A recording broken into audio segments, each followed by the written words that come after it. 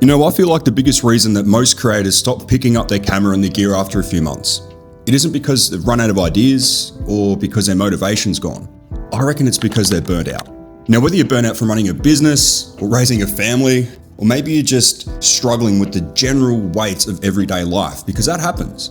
There's always going to be periods in life where your creative battery and that motivation that you've had feels like it's just sitting straight up at 0%. And look, I know for me, between running my business, raising 4 kids, trying to build this YouTube channel, there are plenty of evenings where the last thing that my brain wants to do is go set up some lighting or go sit on DaVinci Resolve and look at that for an hour trying to figure out how I'm going to make this edit look good. And it often just gets to the point that every time you see your camera or you're watching something nice here on YouTube, that guilt kicks in because you feel like you're falling behind. You're not doing what you want to do. And when you are in that headspace, the standard YouTube advice like, you've just got to grind it out or just push through the pain, man. To me, it's absolute garbage. And I've been there. So today, I want to share with you guys a couple of mindset shifts that really have helped me continue to creating on a daily basis, especially when I'm running on empty. And it's without forcing it, it's without burning myself out completely. And actually, if I'm going to be honest, the camera is now a way for me to recover rather than it is a chore or something that I needed to get done.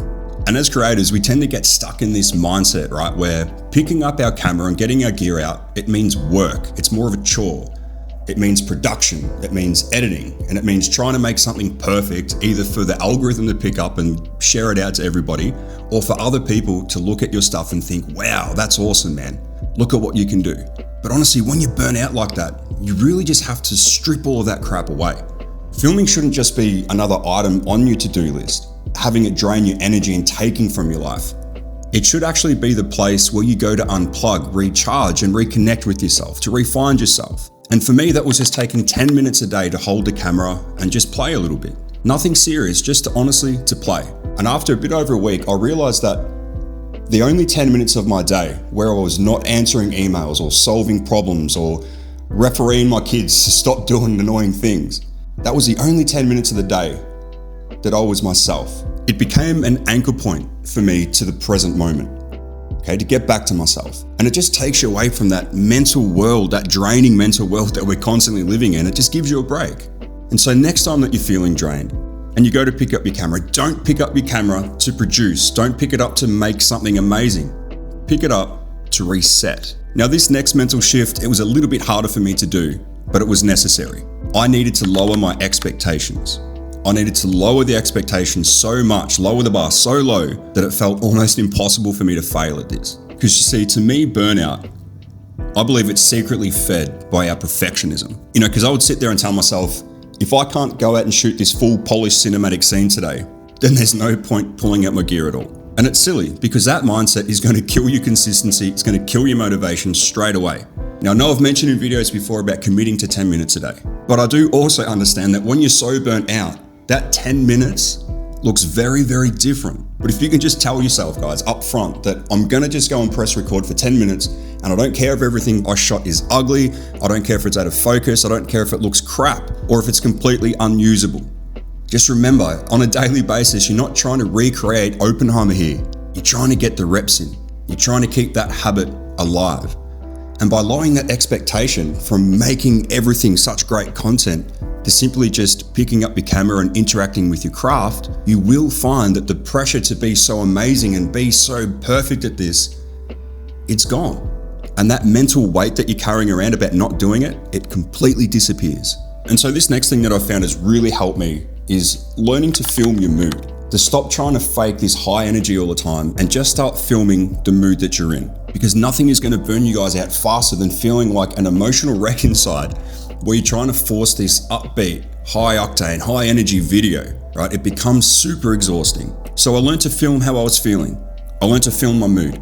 You know, sometimes I just film myself sitting there because I wasn't in the mood to be doing much. Sometimes I just sit and film my cat because I didn't want to be on camera. But if you've got this expectation to be always pumping and this high octane energy, this high motivated spirit in front of your videos, it's going to burn you out. It's going to deter you from wanting to do it. There's an opportunity in these low moments to film. There's an opportunity to capture something amazing that you've probably never thought of before. Because if I think about it, some of my lowest energy days where I'm feeling the most drained, they've naturally lended themselves to a more moody, atmospheric, and quiet type of visual. You know, maybe I'd film myself having a cup of coffee or capture the shadows on the wall while I'm having coffee. You know, some of the most compelling cinematic moments I've had have come from me being in these moods, from being in these low energy moods. And you'll be 100% surprised at what you can end up with when you take this attitude into your filming on those days. You never know, you may even impress yourself, because it's not always about impressing other people, and that's something to remember. Which actually segues really nicely into my final point. You have to let the people around you know that this is something you want to do, because we all know what it's like to have people around us that don't really understand what we do and why we want to do it all the time, why we can spend so much time doing it. They don't often always get it. And when you're already in this exhausted, wrecked state, stepping away to film, it can also trigger a lot of internal guilt for some people. You know, you feel like maybe you're taking time away from your partner or from your kids or from your responsibilities at work, or things that you have to be seen doing to be the responsible adult. And this just leads to having more stress on your pile that you don't want to have. So I found that transparency is always the key. You have to be really open with the people around you of what you want to do. So I started telling my family, hey guys, look, my brain is completely fried after today. I'm going to step away for 10 minutes with my camera. I'm just going to go and decompress. I'm going to go film something and just have some fun for 10 minutes. And I'll be right back. Because when your partner or your family and your friends start understanding that filming is how you can mentally reset and how you can come back to yourself, it's not just a distraction and not just something that you're doing to get away from people or away from life.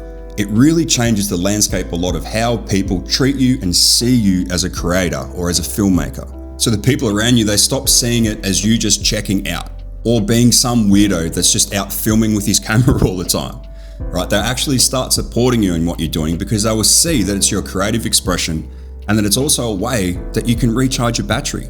And because now you're not carrying all that guilt of filming and guilt of wanting to go out and do things that you feel you have to do, but you're not, you're actually going out to do it, those people will see that you're a happier person, that you're a more fun person, and they'll continue to support you in what you want to do. And look, I fully believe that if you can just implement even one of these mental shifts, it will help you to continue get that momentum going. You know, even on the weeks where life feels like it's hard and your energy is super low, you have to give yourself some grace on those hard days, on those hard weeks and those hard months. You don't have to be a machine every single day. Life isn't about grinding. We're humans, we're not machines. Life is for living. Now, if you feel stuck and you want a space to help keep building these daily reps in, even the days with low energy, and do it alongside a group of other creators that are in the exact same place, check out the Create Daily community link down below. That's along with the 10-minute contract. And I reckon that's enough said. I hope this really helps some of you guys break out of this creative slump. Anyways, I think it's time for me to go edit this video. So, you know what that means? I'll catch you later.